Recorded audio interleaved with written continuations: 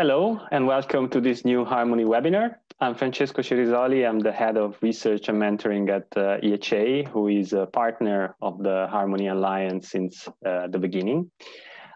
As you remember, we had a special webinar on the Harmony initiative on COVID-19, how collect and share data from patients with COVID-19 and how to use it to generate research ideas and adopt strategies to protect the populations at risk, developing treatments, and explore possible similarities within hematologic diseases and COVID-19. Now, today, we will focus back on the Harmony core projects. And we are starting with the initiatives of the Acute Myeloid Leukemia Group. And we will discuss with our speakers how they address the need to harmonize and bring together big data in AML research with the full support of AI tools. Harmony, as you know, is a European public-private partnership with more than 90 partners.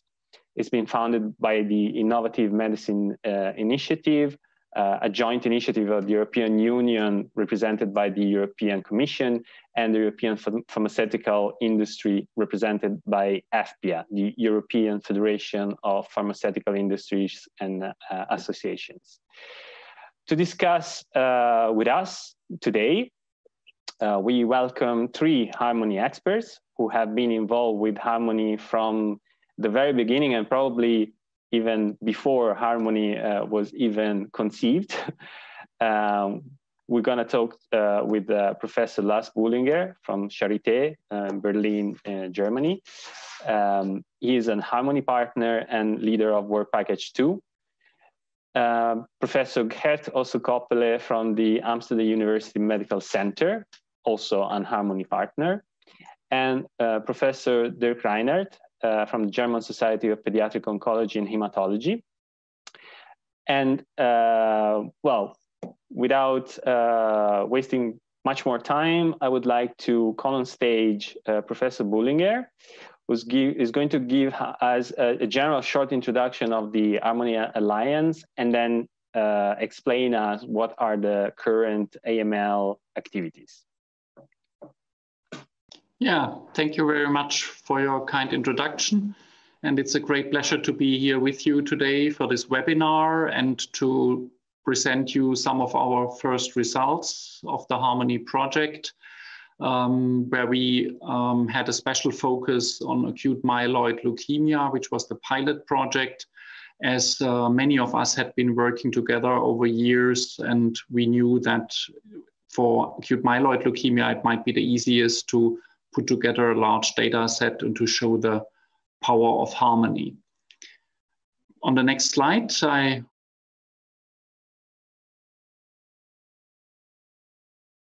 already mentioned to you that this is a large pan-European alliance uniting key opinion leaders, stakeholders in the field of blood cancer. This is not only academic institution, it's a large private-public partnership. That means that there is also industry participating in the project, but also other stakeholders such as patients, patient associations, regulatory bodies, HTAs, health technology assessment institutions.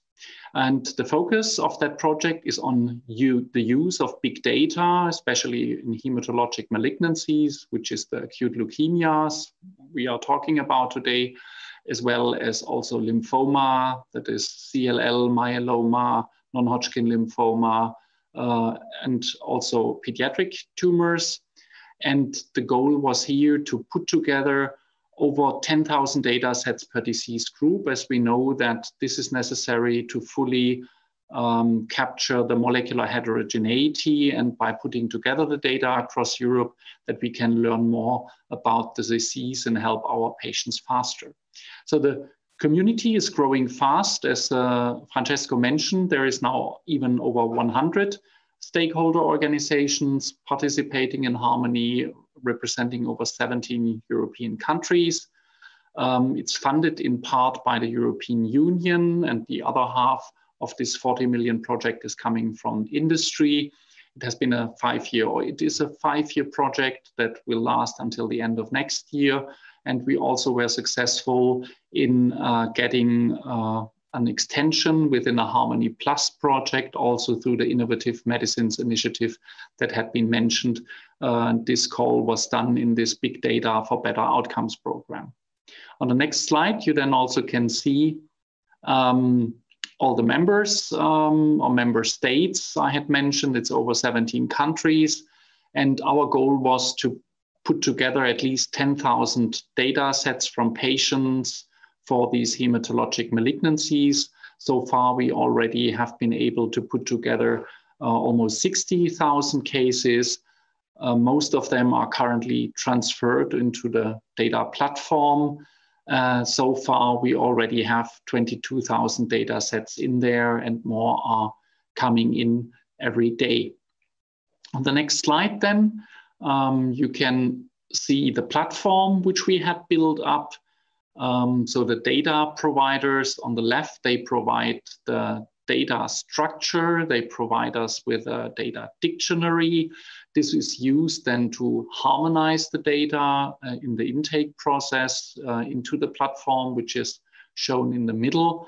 For this, we will harmonize and de facto anonymize the data. In that way, the data is also secure, that it fulfills all the data protection rules. The database itself is protected in a way that no one can see the data set of an individual patient. You only will be able to see from the outside what data sets are in there. Then you can propose a project. Then we will use the data in the database to run the analysis on the proposed project, and Harmony then will share the results with the people who are interested in the project, and the results then can be used to study the disease further. And I think with this, I'm now ready to jump into our AML pilot project. So this was the project which you can see on the next slide, which we had set up to establish the platform, to establish the workflows, and to demonstrate the power of the Harmony project. And the idea was here to use these large big data sets to get new insights into gene-gene interactions. You all know that the mutational status of single genes determines the outcome of our patients. But over the last years, we have learned that, for example, for nucleophosmin-1 mutations, which are usually considered good prognostic markers, if it comes along, for example, with a FLT3 internal tandem duplication, that patients do also have poor outcome. And as we were aware that many of the Harmony members are having data sets for AML, this was the reason why we started. We have a straightforward question that would allow us to prove that Harmony really can provide benefit over single large center analyses. So here you can see all the centers, partners, including industry, who have put together data to run the first analyses. And this is also the beauty here, that for the first time, not only academic institutions work together and put their data together, but that also industry partners share data from large phase 3 trials. For example, Novartis has provided the data from the RATIFY trial that led to the approval of midostaurin for our project. On the next slide then, I will share the first results, which we had also presented at this year's annual meeting of the European Hematology Association.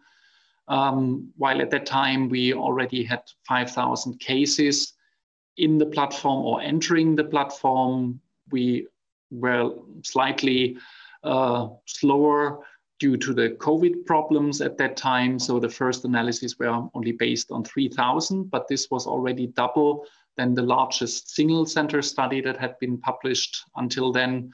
And on the first slide, if that's an animated slide, so please click one more time. We have plotted the survival curves for you, and this was just a proof of principle to show that when the data entered the Harmony database, it was not disrupted or messed up by the harmonization and anonymization process. You can see that the ELN risk groups favorable in green, intermediate in blue, and adverse in red are still also nicely predictive in this harmonized pan-European data set. Then if you click one more time, and in accordance, of course, also those groups correlate very well with the median outcome or overall survival times. On the next slide, then you can see that if we now mine the data, we have a very powerful data set, even with already 3,000 cases, to identify new gene-gene interactions that have not been really reported so far, or that also have been known, which is then again confirmatory. For example, we could show that ECH2 mutations are linked with RUNX1, and that, for example, RUNX1 mutations very frequently occur together with splicing factor mutations such as SRSF2, SF3B1, or STEC2. And this also goes along with the fact that RUNX1 usually occurs then when MDS is transforming into acute myeloid leukemia. On the next slide, we provide an example that you can now use the data sets to dig deeper into let's say what we initially thought would be homogeneous AML subgroups, such as AML with inversion 16. In this data set, we now could look already at 268 inversion 16 cases, and just based on the mutational pattern, you can see that we can now determine 3 different outcome groups or classes. One, a good one, this would be class 1 in red with mutational pattern that is known from AML with inversion 16. We frequently see NRAS mutations or FLT3 mutations, but there's other inverse outcome patterns based on the mutational profile, such as the blue or the green one, which is also frequently associated, for example, to KIT mutations that provide a proliferative advantage to the cells. So this is just to show that we have the power now to look more into these subgroups, and this is also what we will do in the future. And on the next slide, I show you an example that we now also have the power to look at single gene mutations that are not so frequently found mutants, such as, for example, the PTPN11 mutations. And you can see that it matters in which context PTPN11 is occurring, especially with regard to nucleophosmin 1. On the next slide, you can see why. This is data where we have plotted the outcome on the left side for patients that were treated with an allogeneic transplantation, on the right side for patients who were only receiving conventional consolidation therapy. And you can see that if the PTPN mutations in green occur together with NPN1 mutations, they are doing much better than when the PTPN mutation occurs alone, which is plotted here in blue. And that cohort, PTPN11 mutant patients in the absence of nucleophosmin 1 mutations, have the largest benefit. If they are allogeneically transplanted, then you can almost double the outcome or improve the outcome. So this for us would be a high-risk genotype, and we would advise those patients definitely to undergo allogeneic transplantation if possible. On the next slide then, I finally brought you a nice example of some of the tools which you then also can use to further explore the data in Harmony. This is a plot where you can interactively monitor all the gene-gene interactions. On the y-axis, we have plotted the p-values for the significance on outcome. The lower points outline the p, a 5% error rate, and the upper points a 0.001 error rate. You can see that P53, which was just highlighted, is already very poor prognostic marker if you only look at 200 cases. On the x-axis, we have plotted the numbers of cases, and if we now move along the x-axis and increase the sample size, you can see that for all these genes and gene-gene interactions, the p-values start to change dramatically. Many of the markers now become highly significant when we look at over 2,000 cases.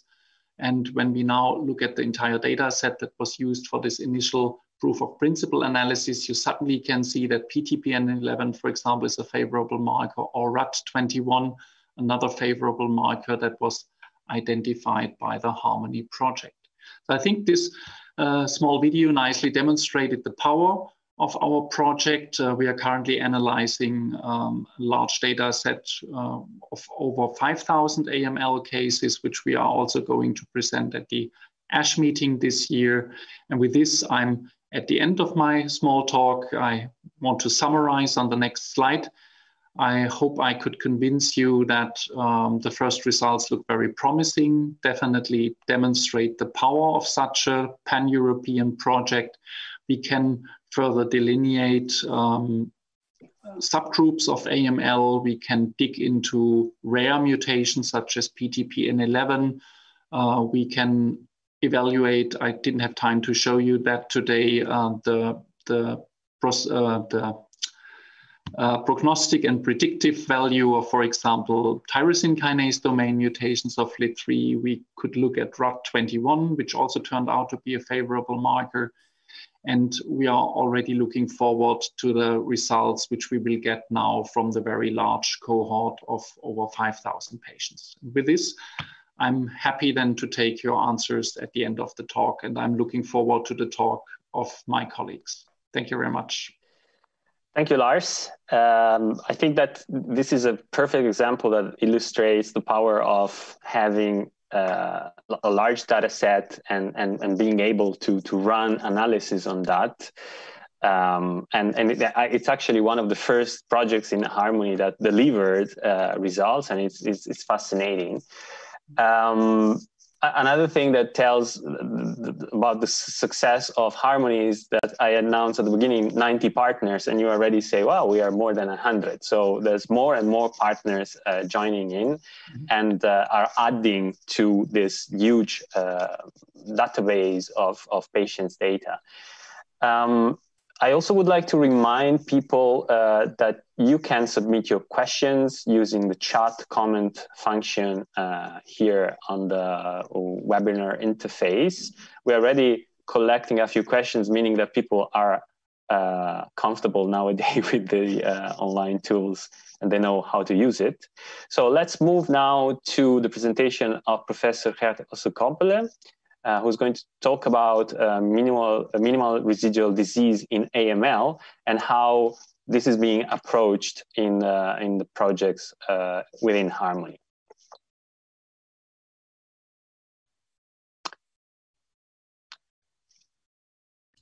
Sorry, I had not muted my microphone. So thank you, Francesco, for giving me the opportunity to discuss with you and the audience all the activities that are taking place in work package 2 of the Harmony project. And as Lars nicely showed, it seems to be a successful project, certainly concerning the data that has been delivered now in the database concerning the molecular profiling of acute myeloid leukemia.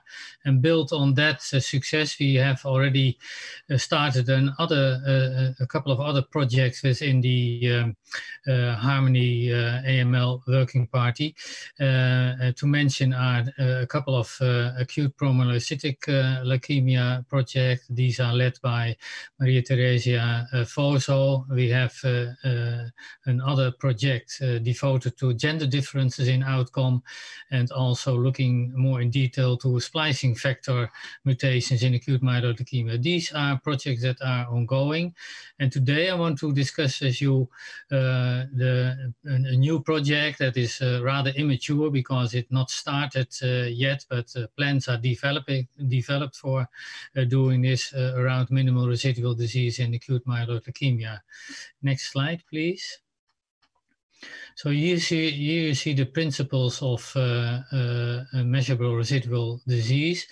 On the left side, you see the starting point when a leukemia is diagnosed, and you have only leukemic blasts and a couple of normal hematopoietic stem cells and a few leukemia stem cells who are thought to be responsible for initiating leukemia. And after treatment with chemotherapy, in most of the patients currently, we achieve a status of complete remission. And that is one of the first goals of the treatment in acute myeloid leukemia, achieving complete remission.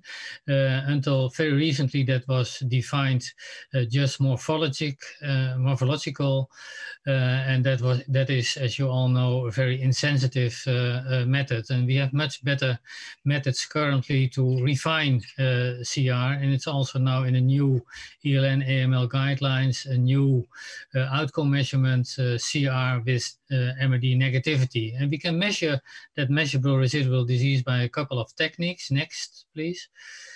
They're shown here, and I will go in a little bit more detail in the next slide. These are the multicolor flow cytometry and the molecular methods. And as you all know, when you are left with residual disease, then most likely patients will show relapse. So next slide, please.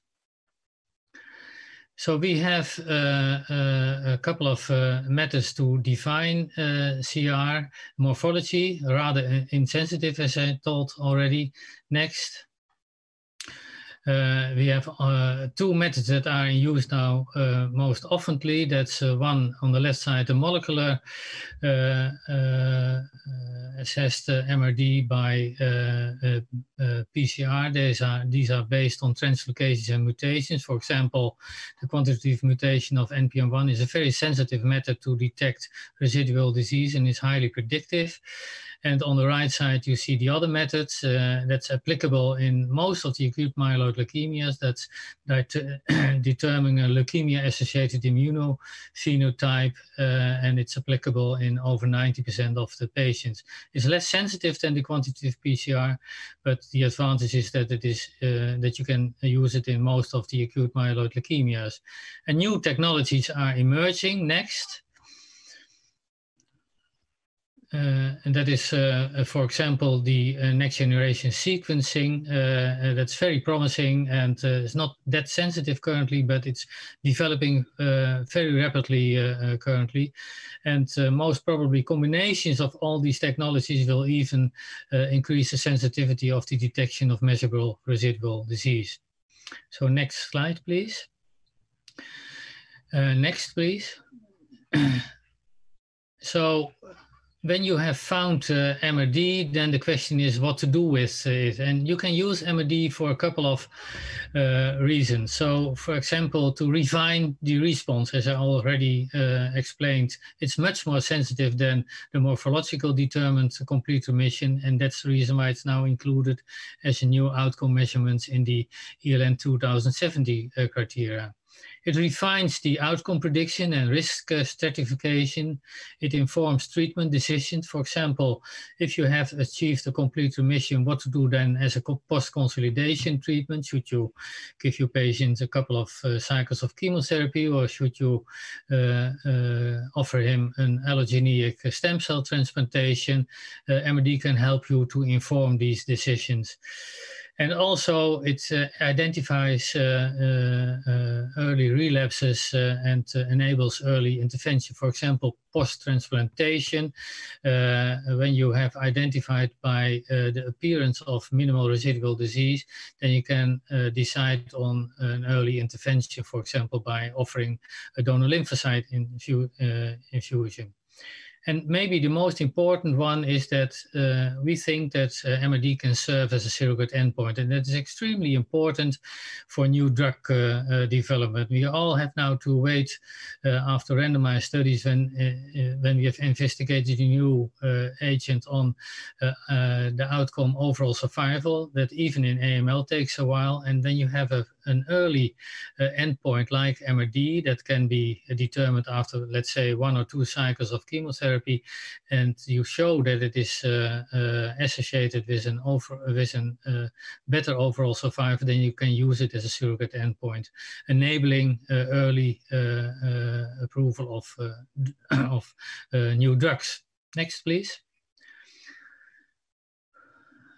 So many studies now have already shown the prognostic value of MRD, and I've put a couple of them together here, but I will not go into detail, but you can see that on the left side, a study by Ivy, that's really a landmark manuscript in the New England Journal of Medicine, showing that MRD positivity after 2 cycles of chemotherapy determined by quantitative PCR is really of prognostic value.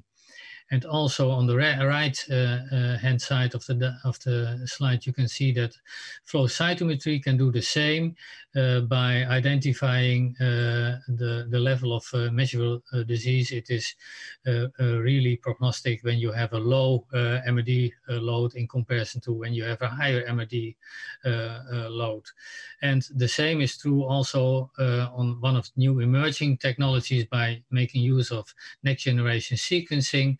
You can see here, and that was also very recently published in the New England Journal of Medicine, that non-DTA mutations in complete remission really are associated with relapse in AML. So when mutations are present in complete remission, then the outcome is much worse than when they are absent in complete remission. So next slide, please. So that led us to a new project, and this is just a proposal. It's not been approved yet by the HOVON board. We are in the middle of developing this new program. We want to make use of minimal residual disease to establish it as a surrogate marker for survival in acute myeloid leukemia on an individual patient level correlation. And this will be an Harmony big data project from quite a number of European AML trial groups. And I already showed you that the identification of an alternative surrogate endpoint that measured earlier and reliable and can predict overall survival and event-free survival, that is really important for early drug approval and treatment-related decision making. And in the previous slide, I also showed you already that many studies showed that MRD positivity after chemotherapy in AML predicts really a dismal outcome in and outside the transplant setting. Because we know in the transplant setting that when you are MRD positive before transplant, the outcome is much worse than when you are MRD negative before transplant. But due to multiple variations in clinical protocol, as well as variation in MRD technologies and sensitivities in the various trials, and especially the lack of individual patient data in most published studies, trial level correlation is really difficult to interpret, making it almost impossible to assess patient level correlation. That's what you need to establish it as a surrogate endpoint. Next slide, please. So we started this protocol, and we have the aim to formally assess MRD after 2 cycles of chemotherapy as a potential surrogate endpoint for survival. And work package 2 in the Harmony project will now conduct a prospectively planned pooled analysis of individual patient data from randomized controlled trials of first-line therapy in AML. And we will select the trials by making use of prospective multicenter randomized trials in patients with previously untreated AML with sufficient sample size, probably more than at least 100 per trial. And because studies of intensively treated patients collect the most thorough data sets, the analysis will be restricted to this intensively treated patient. That will not say that we will not embark later on also the unfit patient population, but for the time being, we will focus on this particular population. So next. So the FDA has published this year a guidance for regulatory considerations for use of MRD in the development of drug and biological products for treatment. And well, that forms also the basis for our proposal. They have a definition made of surrogate endpoints, and that's depicted here. It should be a marker thought to predict clinical outcomes, so not just to be prognostic, but predict a clinical outcome such as survival that is not itself a measure of clinical benefit. That's the definition that the FDA is using currently, and they have depicted it in an extensive guidance for the industry. And to evaluate surrogacy, that's rather difficult statistical exercise, and I think we could really rely on the publication that has been published in JCO of 2017 by Shi and the late Dan Sargent, who showed that in follicular lymphoma, the complete remission at 30 months is really a surrogate endpoint for follicular lymphoma, and they have been making use of the statistical technologies that have been depicted in this slide, so the R2-Koppula and the R2-WLS. I will not go into detail because I'm not a statistician and I cannot really explain that good appropriate for you, but we will need really statistical experience to perform these kind of analysis. So next, please.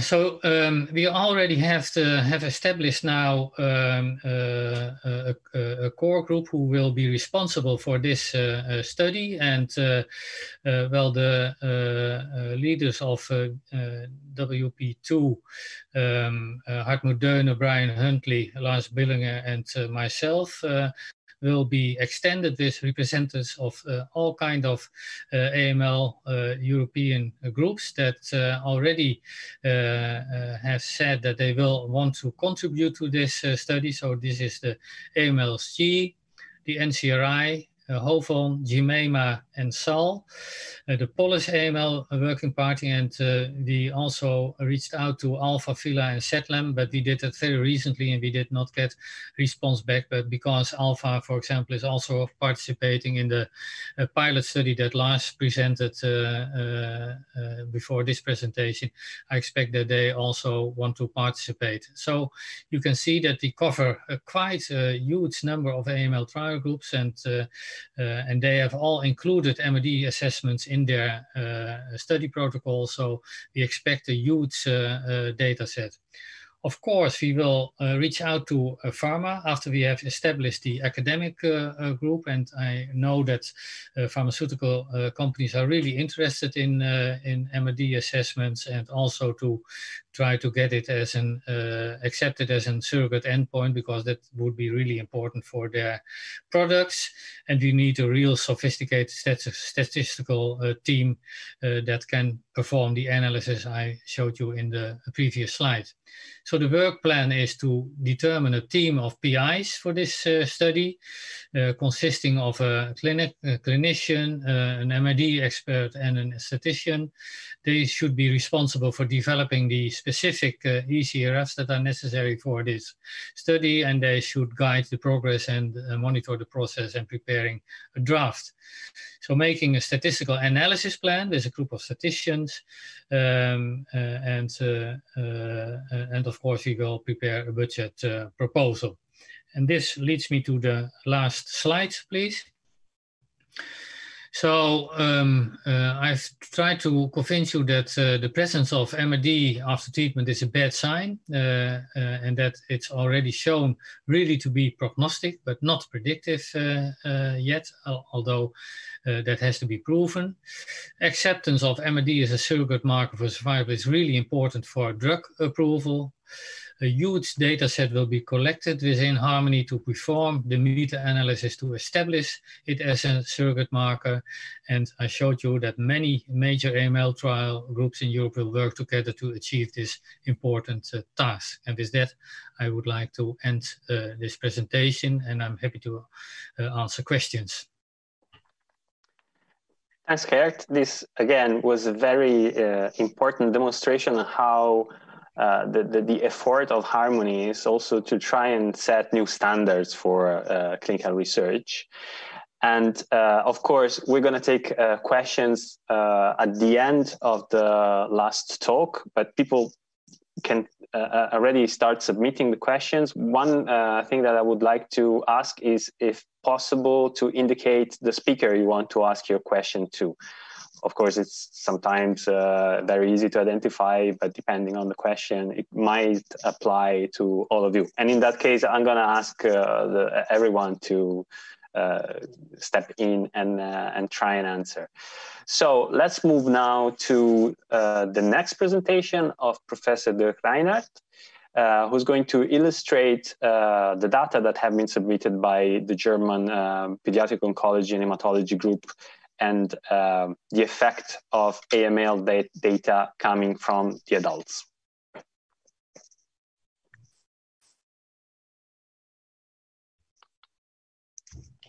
Yeah, thank you very much for the opportunity to present and to describe a little bit the pediatric data. And what I would say, we are 3 representatives for the pediatric hematologies.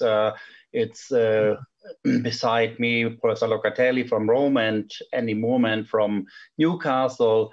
And yeah, as you know, in the pediatric field, the acute lymphoblastic leukemia is much more frequent than the acute myeloid leukemia.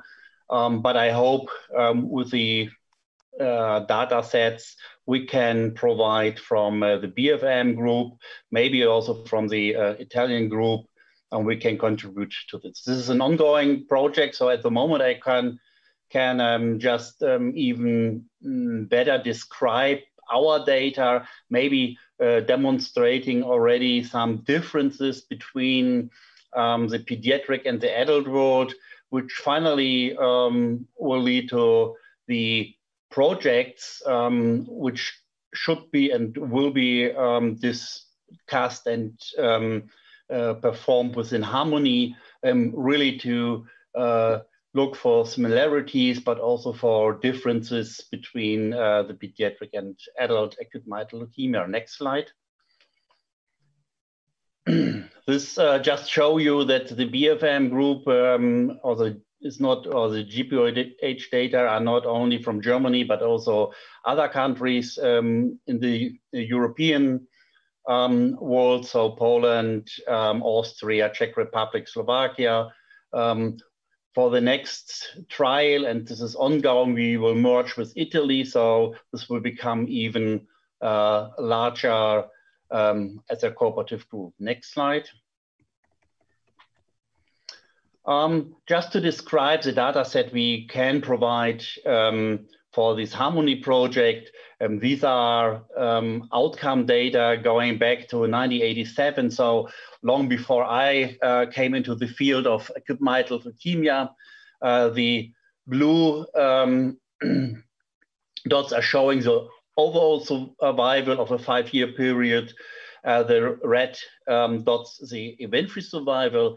And what we see here, that there's a stagnation in this period between the early 90s and 2012 in terms of event-free survival. We definitely had a continuous improvement of the overall survival, as you may see, but the event-free survival really is behind this.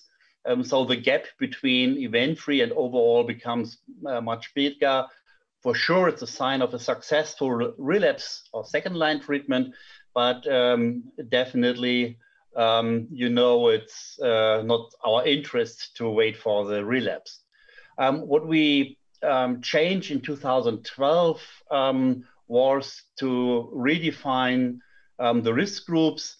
Before 2012, we had the indication for allogeneic stem cell transplantation more or less only for really poor responders or for those who have had a matched sibling donor. This changed in 2012 according to these risk criteria, mainly based on genetics. These are more or less the same you are familiar with in the adult world, but there are some specific pediatric genetics in, as well as we combined this with a response. What happened is shown on the right side. as you may see in the BFM04 trial, so the period between 2004 and 2012, we have had a relatively low number of allogeneic stem cell transplants and first complete remission, and vice versa, a relatively high rate of transplant at relapse. By this modified risk group stratification within indication for stem cell transplant for all high-risk patients, the percentage of allogeneic transplant and first CR increased, and the percentage at relapse decreases. Interestingly, the total percentage of transplanted children remains more or less stable. It's only a few percentage difference in these periods. So in a consequent, one would say, okay, we defined much earlier the treatment intensification. The next slides will show you the effect of these modifications in the last 8 years. Next.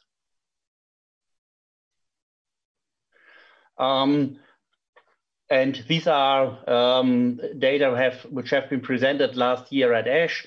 So there is, interestingly, a significant increase of event-free survival from 52 to 62% for these patients. And in addition, also the increase of overall survival to 80% now in such a population-based AML cohort. What happened within the risk groups shows the next slide. On the left hand, you'll see the original retrospectively redefinition of risk groups, and there's this clear, you can clearly distinguish the high risk, intermediate, and standard risk group in terms of event-free survival. This looks much, as we saw already from the adult, by discrimination of the risk groups. Interestingly, what's happened now is that there is no significant difference anymore between the risk groups in terms of event-free survival. So especially the high risk groups really benefited from the transplant. The intermediate risk group in yellow and the standard risk group remain more or less stable. So this is the explanation for the increase of event-free survival and overall survival. We hope that this really, we showed that this improved the outcome. We think that we identified and selected much better those children who finally benefit from allogeneic stem cell transplantation. But again, there is still a gap for the standard risk, for the favorable subgroups in terms of overall survival and event-free survival to 100%. So there's still a lot to do. Next slide should just describe what happened in relapse. There is still an improve by, I would say, better and improved stem cell transplant in first relapse. All children have an indication to be transplanted. Next slide. But what we also aimed, and this have just been mentioned by Gert Ossenkoppele about the news of measurable residual disease, not so much in terms of response, but in terms of detecting early the molecular relapse. And the idea is an early intervention possible. And we clearly could show, and this is just a paper which have been published by Gert from Aarhus, demonstrating the monitoring and the increase of the molecular relapse. We have an open clinical trial which aims to treat this already at the MRD level. And we hope that we finally can improve and reduce the required chemo in second-line treatment by this approach. And for sure, this is something where we also would like to learn and to cooperate with the adult field, how to improve this and what are the subgroups where you really can use it. As you may see here in figure A and B, these are these core binding leukemias with a relatively slow increase over time, whereas in the C figure, these are the MLL rearrangements where you have an increase within 30 or latest 60 days, and there it's difficult to react by early treatment. But these are the questions we can raise here. Finally, I would like to address another next topic, also about basic research in this field. This is a paper mainly done by the group of Henning Klusmann in Halle. And the group looks for the non-coding RNA landscape in normal hematopoiesis and leukemia. And just rather brief, I don't want to go into detail for each of these figures, but as you may see, they could re-identify known subgroups of leukemia by mapping these non-coding RNAs. And if you look to the part D of the figure, in the first row, you see normal cells, human stem cells, monocytes, and progenitors. And these non-coding RNAs obviously predict something like, or shows in these self-organizing maps signatures of stem cells. And if you go down to the different kind of leukemic subgroups, you may see that these different or by genetically defined subgroups recapitulate more or less these stem cell nests of the human stem cells in the upper left side. So by this, and now they define two spots, A and B, A for more stem cell nests of a subgroup, and this just as a last or second last slide, next, demonstrates if you have these spots, A with a higher signature, these are adult data, you can predict outcome just based on this mapping of non-coding RNA. And these are projects I would hope that we can cooperate in this great Harmony program. This led to the final slide, and these are just some projects or proposals and questions. It's really about the idea is to compare the clonal evolution and hierarchy of the different molecular genetically defined acute myeloid leukemia.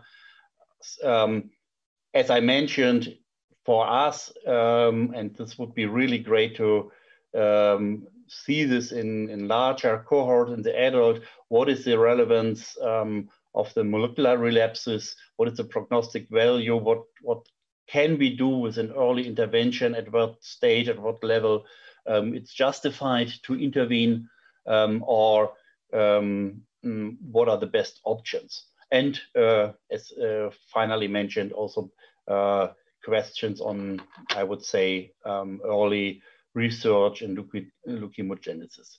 With this, I would close here, and yeah, happy to take questions. Thanks, Dirk. This, again, is another example how the Harmony approach is a bit transversal. So you're coming from the pediatric group, the pediatric data, but this has an intersection for the adults. And it's a little bit the whole goal of Harmony, also try to cross these boundaries between different malignancies, when we have a very large data set, this is we can find common themes between different malignancies or different patient populations, and that helps advancing our knowledge and refining our approaches.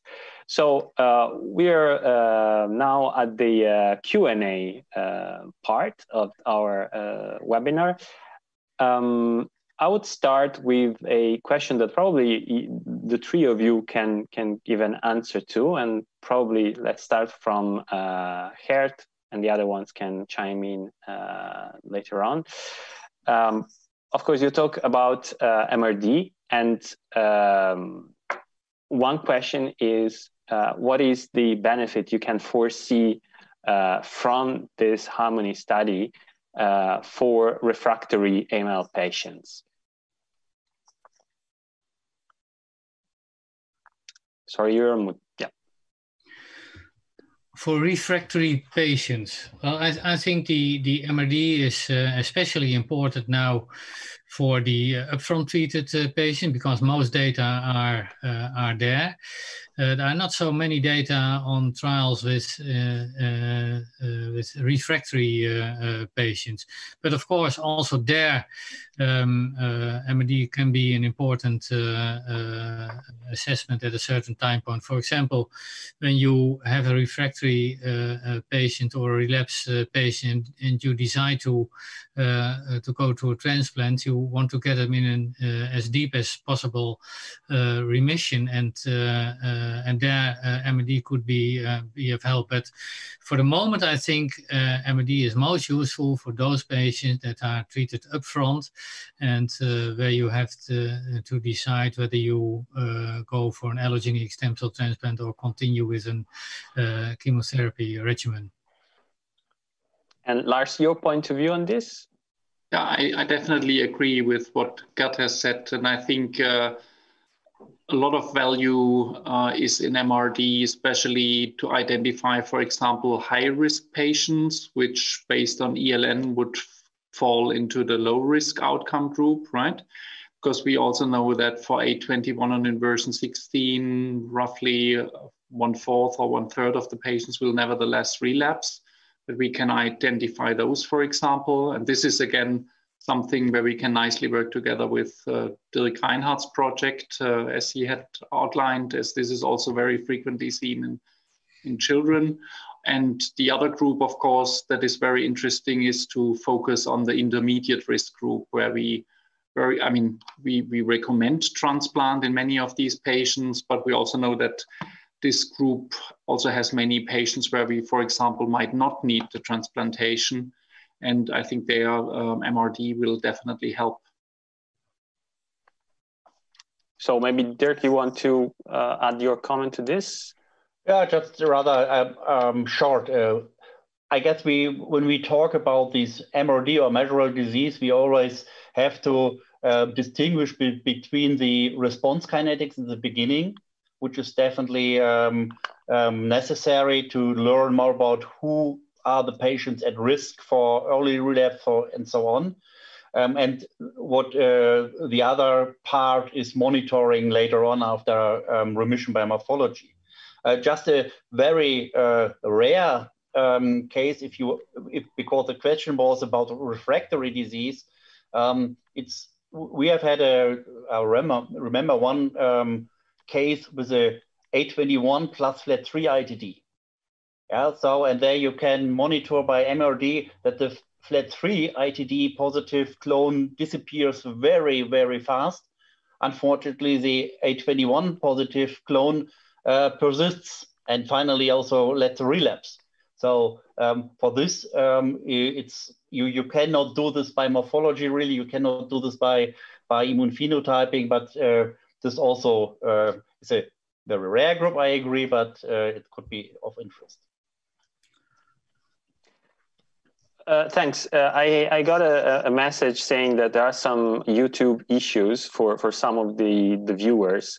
So in case a piece of this discussion was missed, of course, this is being recorded and is going to be made available afterwards. So we will reach out with a link to the webinars after we're done.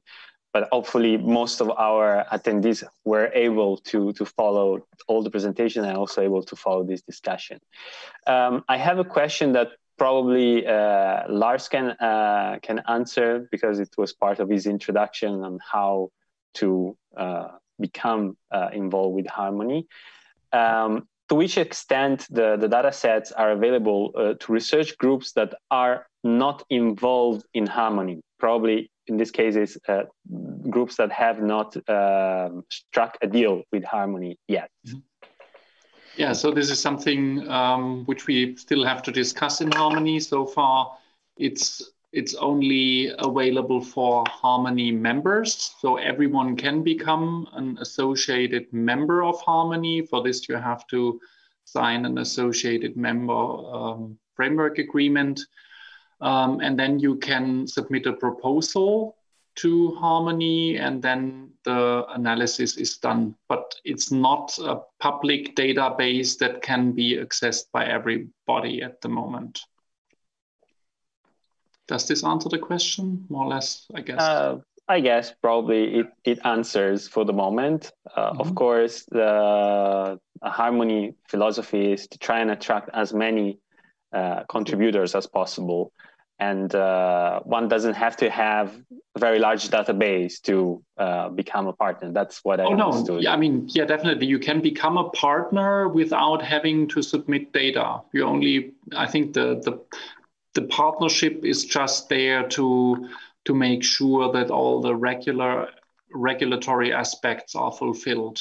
So everybody who is interested in accessing the data and to run analyses with the data can become a member. So he or the partner institution does not necessarily have to also submit data to Harmony.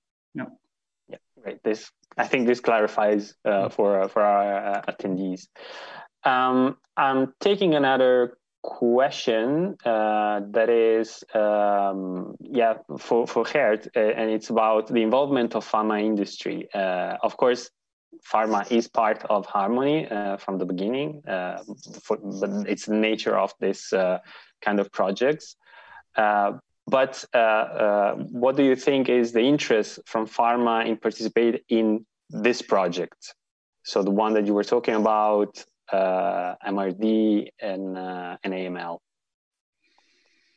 Yeah, it would be rather strange when pharma would not be interested in this proposal, I suppose, because it is also of advantage for them when MRD is accepted by the regulatory authorities as a surrogate endpoint. And as I pointed out, as soon as it is accepted as a surrogate endpoint, that will enormously enhance the approval time of new drugs. We have now to wait on outcomes like overall survival or event-free survival, and that always takes a couple of years before you have those data.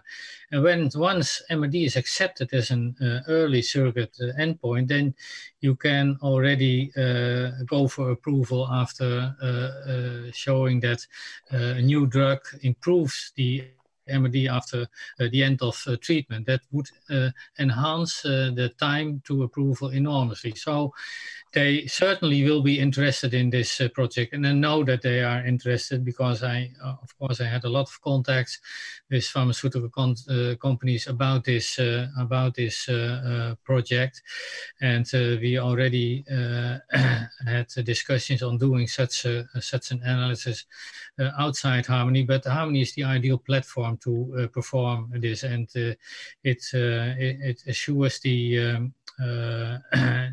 inclusion of quite a number of patients by all the major AML trial groups. So I think they should be very interested. And well, as Lars already pointed out, also Novartis already delivered data from one clinical study, and it would be nice if they would also willing to provide data for the MRD in this project. Yeah, so hopefully Novartis is listening. They will follow up. But of course, you have mentioned regulatory authorities, and I cannot avoid asking you, or maybe also the other speakers, how do you see the relationship with the regulatory authorities, and how they will be interested as well into looking into the data, and how they will consider the data that are generated by Harmony? The fact that they produced already a guidance document on MRD shows that they are very interested. And I've been a couple of times this project, with this kind of projects in the FDA, and they are really interested and organize already meetings on this topic. So they are also very interested in this topic. But of sure they have rules, and they have strict rules, and we have to align our projects according to those rules depicted in their guidance instrument. And the guidance is just published by FDA, but I assume that also EMA will produce such a guidance on short time, and it will not be very different from the FDA guidance, I assume. But maybe Lars, you can add to this. Yeah, no, I'm completely with you, and I think a large pan-European effort uniting all the huge trial groups, putting together the data. I mean, there's few data sets that will be more convincing than these, and I think if we really can provide more evidence that this is a good surrogate point, then I think we really can move forward a huge step, and I think it will be very important. I mean, for AML, that's one thing, but also, of course, for many other diseases where we have to wait even longer if we think of overall survival as endpoint. Okay, great.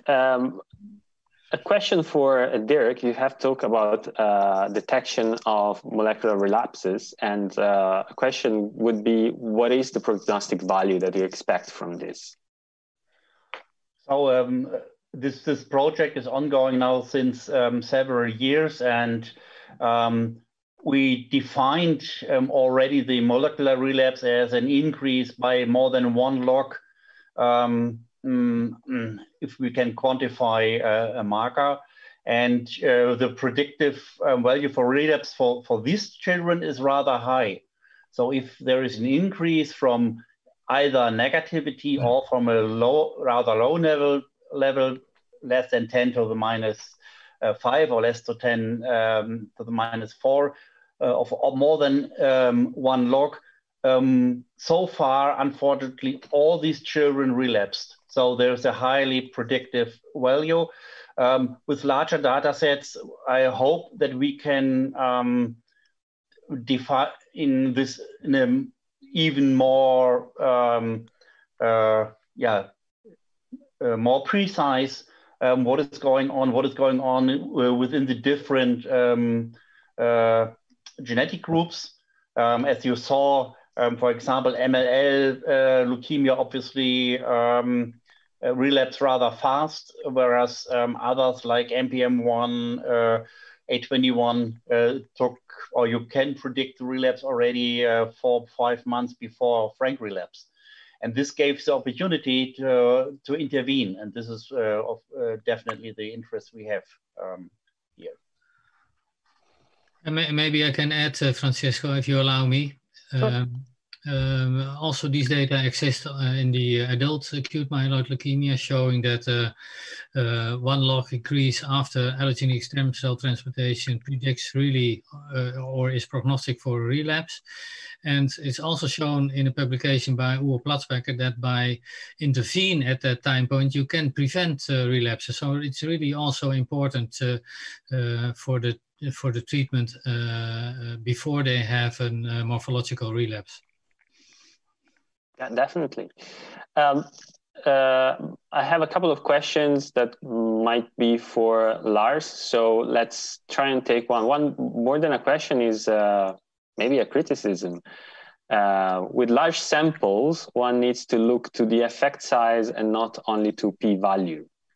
How do you reply to this? Definitely, that's a valid point, and we are also looking at effect size, not only at the p-values. Of course, we only had 10 minutes today, so we could not demonstrate the full results, the full power of the data set. And we are, of course, also looking at that aspect when we evaluate the data. Yeah. So no loose ends. No. And another question is it's a pretty long one, so I will have to read it. The cytogenetic subgroups previously considered homogeneous show heterogeneity when you look at molecular aberrations. Mm-hmm.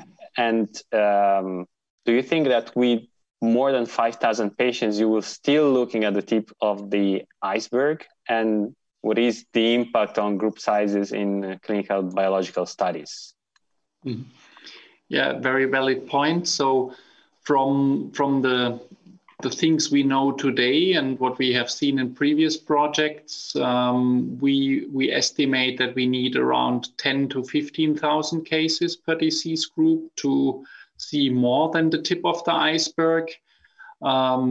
This is based on these calculations. This is also how we designed Harmony, that we said we want to collect at least 10,000 data sets per disease group.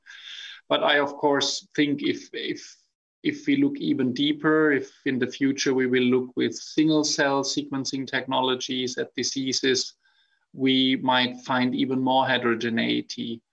But on the other hand, I think many of these subgroups or also non-recurrent mutations, this is what we have found out so far already, they tend to cluster in distinct pathways. And I think that in the future, these integrative analyses then will help us to, even though it's very heterogeneous, define functional subgroups.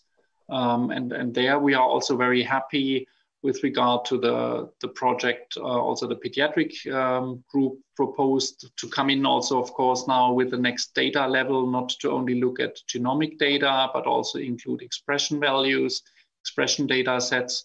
This will help us to better nail down the functional groups then. So I have another question for Gert, which is which MRD assessments will be considered in the meta-analysis of the clinical trials? Yeah, that's a really valid question.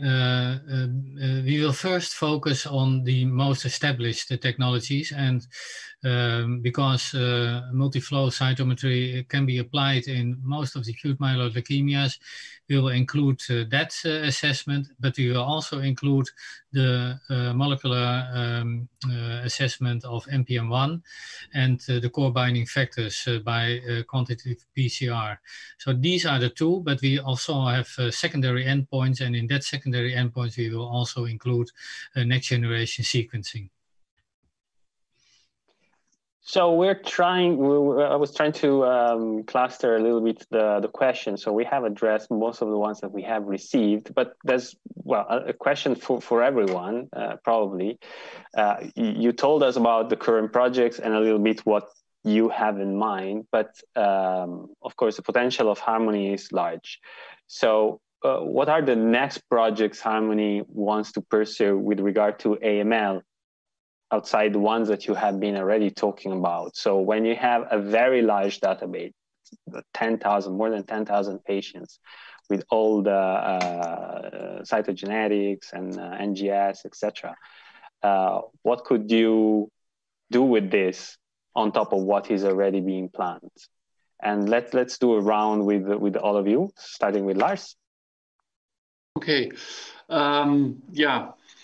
So one thing we could do, or which we also plan, is to then, that goes well with this molecular heterogeneity question I received. I mean, so far we talk about, for example, RAS mutations or P53 mutations as one group of mutations. But we all know that for many of the genes, the mutations do not cluster at the same hotspot.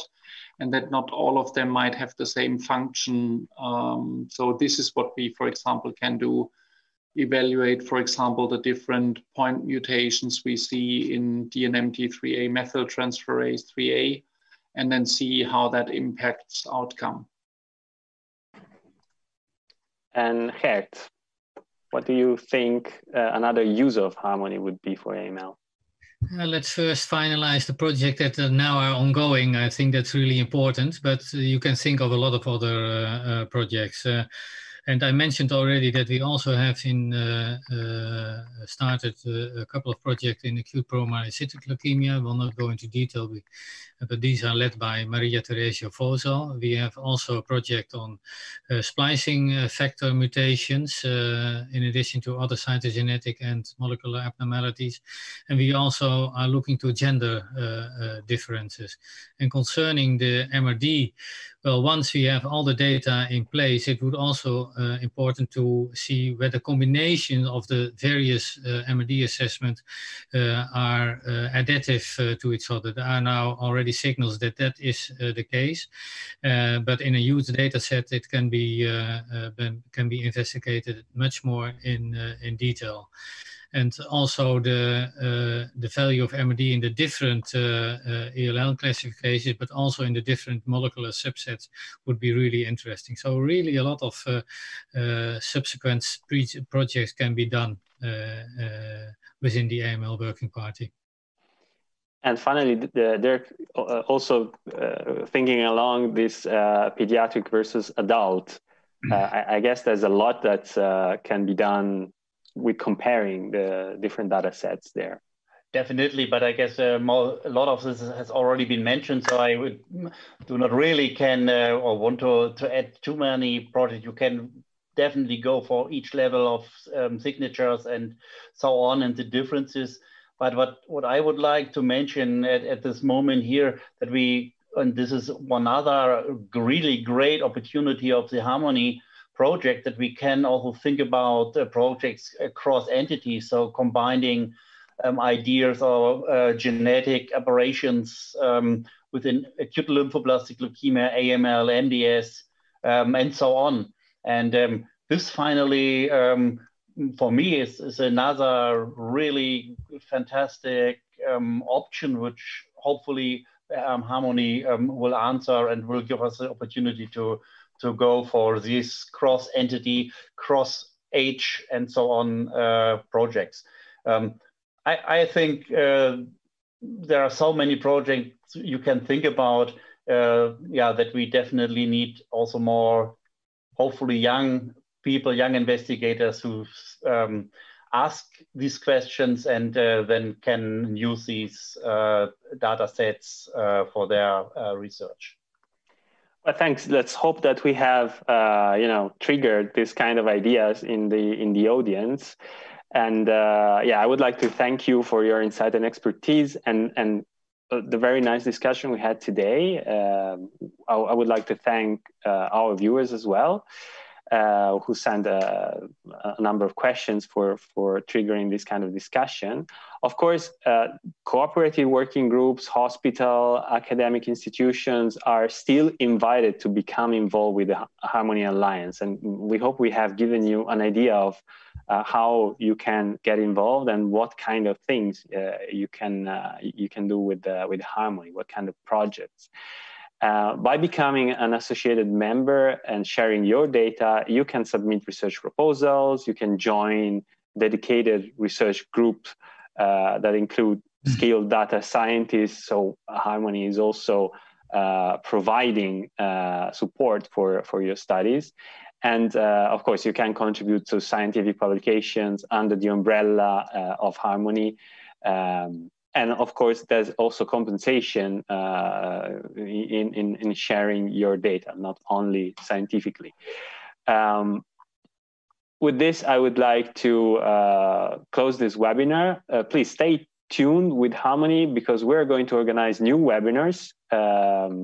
There's going to be more coming in September, October, and November 2020, so we can stay in touch.